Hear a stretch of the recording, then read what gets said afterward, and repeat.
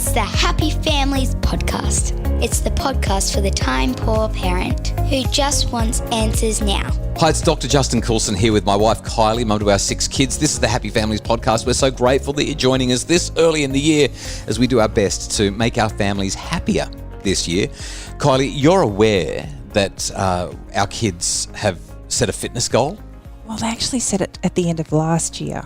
That's right. They've set the goal so that we can fire up the year. Into it. Yeah, get it going really well. But are you aware of what the goal is? 2 of our kids have set a goal, and it's specific. They know exactly what they're trying to achieve. Are they trying to run 5Ks? They're trying to run 5Ks. Yeah, so we've got a couple of daughters who have acknowledged that their fitness and health are not quite where they need to be. And I've sort of dropped a bombshell on myself. I've eased right back on my fitness, my cycling, my big kilometres and fancy bike riding. It's not a surprise when you sign up to write 4 books. Yeah, but that's not why I've stopped the riding. I've really stopped the riding because I want to support the girls in their fitness habits, in their improvements to their health. They want to run 5Ks and they want to get it under 30 minutes. So they want to run 6 minutes per K or less, and they want to do it by the end of the school holidays. So for the last couple of weeks, between 3 and 4 times every single week, we've been getting up, we've been going for a run, and they're doing it. I've been really proud of them because it's hard for them. And in fact, at the dinner table the other night, one of the girls said to me, Dad, we were doing grateful things. What are you grateful for? And she said, Dad, I know that I whinged and whined and cried and complained and said I can't, but I'm really grateful that you pushed me because today I ran faster and further than I have before. It was really cool. They're doing hard things. So today in our Happy Families podcast, we just want to take maybe 3 or 4 minutes. We want to do this fairly briefly and talk about family goal setting. What can you do as a family to set better goals?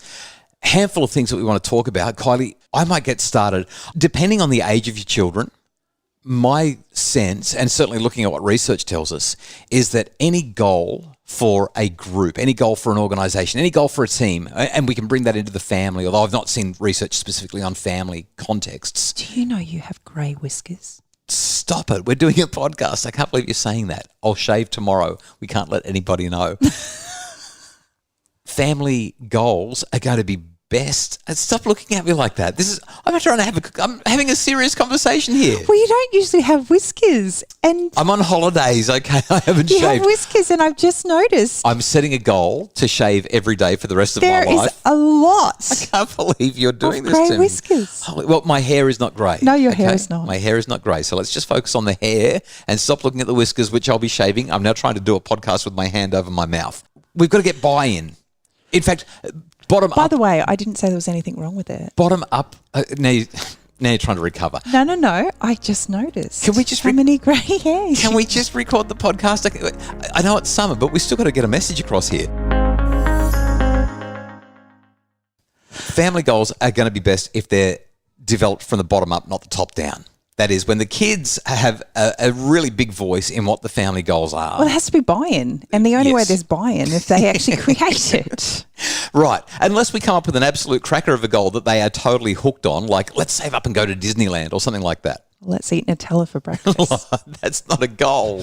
That's a habit we've got to get out of. So, number one, family goals start best bottom up. And I think the best way to get a bottom up conversation going about goals is to sit down with the kids and have one of those family meetings. We've talked about it so many times on the podcast. We ask 3 questions. What's going great? What's not going so well? What should we focus on? And just by asking those 3 questions, you're basically saying to the kids, all right, we're doing a whole lot of stuff really well. A handful of things that we can improve on. If we were to improve on 1 or 2 of those things, what would they be? And that's essentially where we've come to with our kids' fitness goals. They've decided that health and fitness needs to be a higher priority. I asked them what they wanted in terms of their goals. They want to be able to run 5Ks in less than 30 minutes. And so now we're creating a system around that to get to that goal. And that's pretty much it. Kylie, what else would you add to a conversation about how to set family goals other than saying, hey kids, what do you think? And then how do we set up a system around that?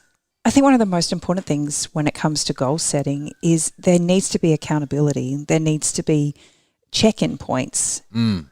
Or else we're just having a conversation about something that we'd like to see happen, but there isn't any intention set on how we can record progress, how we can actually acknowledge progress.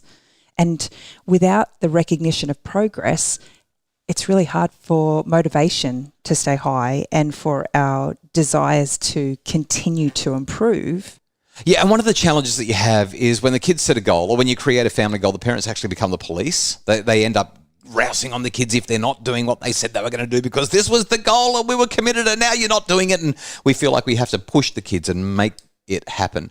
The sense of autonomy and the encouragement of, I guess, creating the structure which gives the kids the scaffolding, the support that they need to be the instigators, the ones that are making it happen themselves, really, really essential. And when it comes to some big goals, like for our girls, running has not actually been in their vocabulary, let alone there. They don't run. They just, but they do now.